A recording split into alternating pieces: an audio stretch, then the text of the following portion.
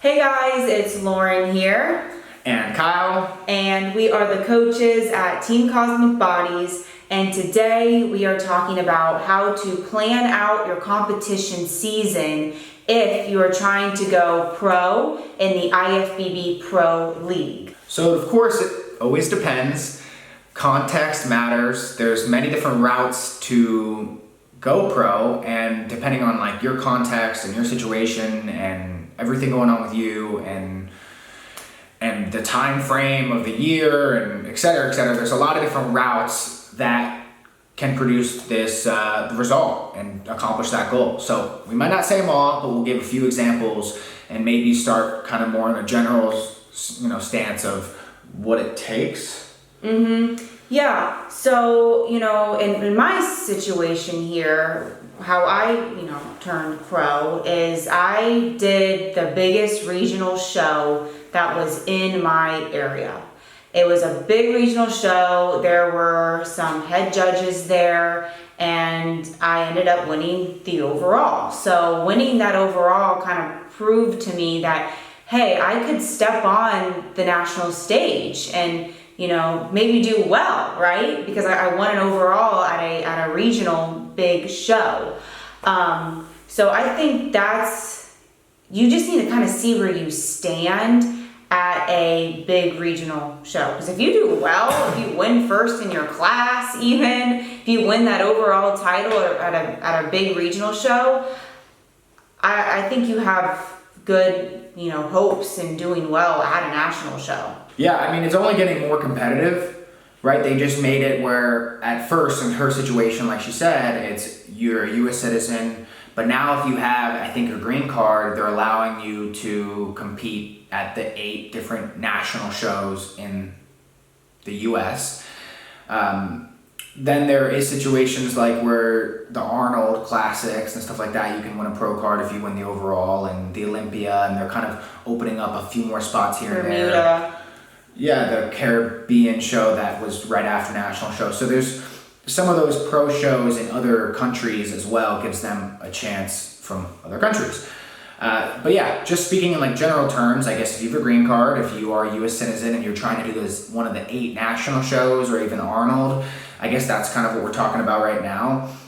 In her situation, like she just said, which is honestly a really good route, and it's funny, we didn't even necessarily like plan for it. I think we just looked at it and they said, oh, they're paying, like if you win the show, they'll pay for your entry fee to a national show. Yeah. Plus it was somewhat local. It was like a 4-hour drive in Florida, and it was also going to be a pro show. And I think that's a big thing too, because my show, it was a pro show and an amateur show. So I recommend if you are trying, to go pro, you got to get nationally qualified first. So maybe do a pro and an amateur show that are combined, because you may get those same judges judging you that judged the pros just now. And those are usually top, like those head judges are usually, they judge national shows all the time. They judge the pro shows. So, getting in front of them, that's a good route right there. Yeah. Because it's not, you have to get nationally qualified, so you have to get top 2 at a national qualifier to then go on to national shows. And with that, you can sneak your way in. You can do a smaller show, just kind of get your feet wet. Again, it depends how good you are. Like if you're just like, hey, I'm just seeing if I like the process and I want to do a small regional show and I don't want it to be competitive, and that's fine. Like if you don't want to travel at all and you just kind of want to do that and you're not necessarily trying to, but the way she's saying it is you're doing this big regional show. Because even if you get second place in it in your class or first, or you win the overall, those same judges will be there. And let's say you just need to fix your posing or get a little bit leaner for nationals. They'll be able to kind of tell you that.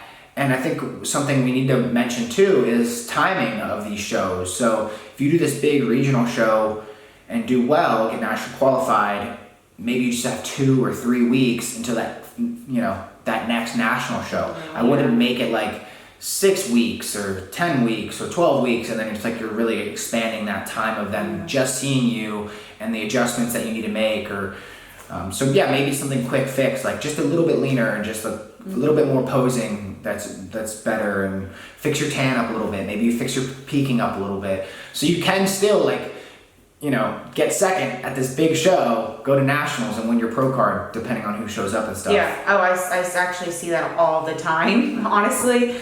But yeah, doing a bigger regional show too, like throwing yourself out there and doing that, you're gonna get experience of what a national show is kind of like, because there's so many competitors at a national show that it can get like really overwhelming too, backstage with all of the competitors. So you're kind of just doing that bigger regional show is like giving you a little bit of experience of what to expect when you go to nationals, because if you're just like going to a huge national show for the first time, you're going to be like really overwhelmed. Like there's a ton of competitors, and they're like speeding through it. I mean, it's fast, and there's a lot of waiting too. So if you're doing like a bigger regional show, you understand like, hey, there's like a lot of waiting that goes on as well. Yeah, so I guess that's just kind of a really general idea. Is like, hey, you do a big show like the Grand Prix in Florida, and then you did South Carolina in May. So this was like an April, May. Or you do the Tampa Pro in August, and then you would do like a Pittsburgh after. Or maybe there's a big show up in the Northeast for you, and then you're gonna do Chicago, 3 weeks later. And maybe there's another national qualifier that's like a little bit smaller in between that big regional show and that national qualifier anyway. So you could have a show that's like 3 weeks out from Chicago, and then like 2 weeks out of Chicago kind of thing, if you need that much more experience.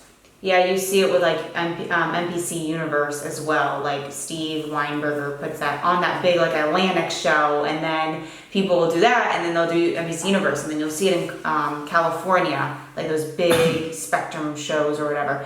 But yeah, so say if you hit the national stage, you got first call out, I personally keep going. Like seriously, keep going, empty your tank, because it's just a matter of when you're gonna turn pro. Not if, but just when. Your time is coming. So I would continue extending out your season and pushing yourself and emptying that tank and keep going. Exactly what I did. If you competed at the national level, you got third call out, fourth, it's like, okay, well, you really need to regroup here and maybe take an improvement season. But I'm just saying, like, if you came into this national show looking your absolute best, like there's no way you could get, leaner, or sometimes it's not always about like being the leanest, but you just brought everything and you still,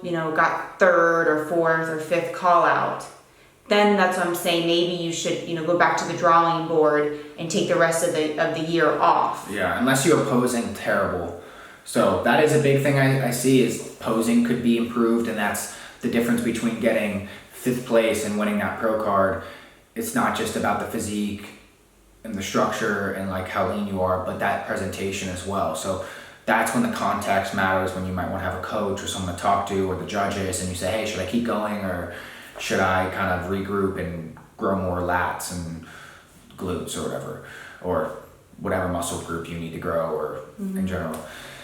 So yeah, and then as far as like continuously doing more national shows, this is when you might want to think about timing as well, such as doing like the Chicago, Vegas, Universe run. Those 3 shows are somewhat close compared to being like, hey, I'm going to do South Carolina, then I'm going to do NPC Nationals, which is like in the beginning of the season and then the end of the season, and that's a lot of time in between these shows. So that's kind of what you need to do too, is kind of look up the calendar of these national shows from May to November and have 2, on the list. Yeah, definitely have 2 on the list, and then maybe a third if it's like or 4th. Yeah, or 4th. I mean, I got them on my 4th national show, but I started, at the first one. So I started dieting in January, and I gave myself a lot of time. I did like a 20-week prep. I lost 20 pounds, and